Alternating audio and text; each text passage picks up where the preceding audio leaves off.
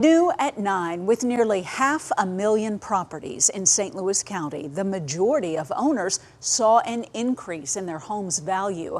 Smaller homes seem to have bigger price tags, as some bigger homes keep or lose value. Fox Files investigator Mitch McCoy has learned supply versus demand has left some troubled in taxes. Hello to you. The assessor says he's confident in the quality of the data and points the finger at what he calls tax discrimination. Others blame the assessor's algorithm. Regardless of who's to blame, many St. Louisans are left counting every last dollar to pay those tax bills. It gives me something to do. A 500-piece puzzle. It gives me a little peace of mind. Is no problem for Beatrice Simmons. I do the puzzle to kind of relax my mind from so much pressure. There's one problem, though, that she doesn't have all the pieces to. My taxes is almost $900. I'm on a fixed income. Where I'm supposed to get the money from? Simmons suffered a stroke a few years ago and has been on disability since. Her monthly check barely covers her bills. I'm lucky if I have $50 left. How are you supposed to survive? Right, it's hard. It's very hard. Simmons' Berkeley home just saw its highest assessed value in a decade and now owes nearly $860 in taxes. I pray for things to change, to help me for the things I can change and don't worry about the things I can't change. But you still worry. It's been very interesting to me. University of Missouri St. Louis Associate Professor Michelle McFessel has researched tax issues for years. She says $100,000 to $200,000 homes saw increased values compared to $1 million houses. At the lower home values, it's easier to see a larger percentage increase. But it's also those homes and the families that live in those homes that are seeing inflationary pressures in every aspect of their lives. More than 330,000 properties saw an increase in 2023's assessment.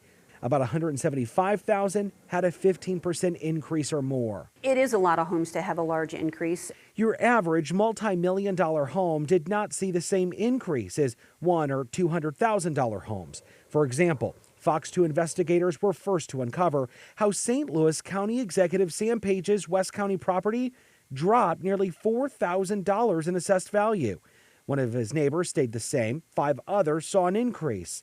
The county executive has called it disappointing, but it's that curveball in the supply versus demand argument that has the professor interested in the county's math. I would love to see the assessor's algorithm and to know where they're allowed or encouraged or discouraged from making a decision.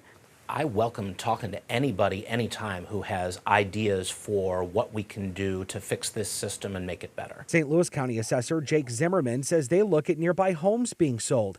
That data then helps determine your home's assessment. This market has been pretty lousy for people owning really, really ritzy houses. In Sam Page's neighborhood, the Fox Files found 5 properties sold last year within 5,000 feet of his home. Near Beatrice, 22 sold within 5,000 feet of her home. When a lot of people are selling their houses, it's easier for us to do the job because we know what houses are worth because we know what they're selling for. The assessor says there's an affordability crisis in St. Louis County because taxes from fire departments and school districts and so on may be double compared to other municipalities. We need to end the problem of discriminatory taxation in St. Louis County. It is not fair. I can be dead right about the value of your house and the value of your car, and it doesn't change the fact that if you park that car in North St. Louis County tonight, you will pay a higher tax rate on it than if you park that car in Clayton or Ladue. The assessor says he's just following Missouri law, but believes St. Louisans need solutions or people face the real risk of being taxed out of their home. Look, I'm also an elected official, right? You hired me and you gave me a bully pulpit. People like Mitch McCoy from Channel 2 come and stick a camera in my face and talk to me. So if you stick a camera in my face, I'm going to tell you what I think. And what I think is the legislature ought to bring back the homestead credit. And I think the legislature ought to increase the qualification levels for what's called the circuit breaker. The taxes up on when you go to the store. It's double taxes now. For Simmons, her monthly mortgage ran about $600 a month. A tough bind, she says, for someone on disability. She's only in her home today because it's paid off. But even that comes at a price.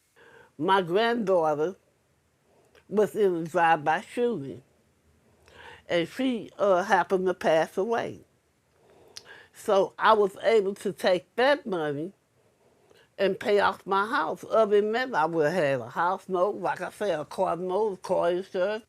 If she would not have passed, would you be in the house today? Probably would. Probably would. Now she fights from being taxed out of her own home. For the Fox Files, I'm investigator Mitch McCoy.